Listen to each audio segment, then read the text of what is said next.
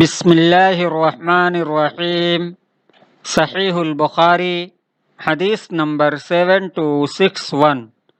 رسول اللہ صلی اللہ علیہ وسلم نے فرمایا، نبی کریم صلی اللہ علیہ وسلم کا حضرت زبیر رضی اللہ تعالی عنہ کو اکیلے کافروں کی خبر لانے کے لیے بھیجنا۔ حضرت جابر بن عبداللہ رضی اللہ تعالی عنہما روایت کرتے ہیں کہ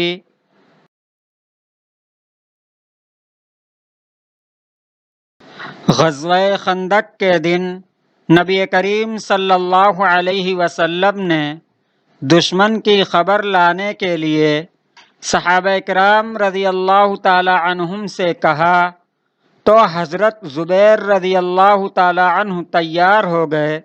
پھر آپ صلی اللہ علیہ وسلم نے ان سے کہا تو حضرت زبیر رضی اللہ تعالی عنہ ہی تیار ہوئے۔ پھر آپ صلی اللہ علیہ وسلم نے ان سے کہا، پھر بھی انہوں نے ہی آمادگی دکھلائی۔ اس کے بعد آپ صلی اللہ علیہ وسلم نے فرمایا کہ ہر نبی کے حواری یعنی مددگار ہوتے ہیں، اور میرے حواری حضرت زبیر رضی اللہ تعالی عنہ ہیں۔ صحیح البخاری حدیث نمبر 7261۔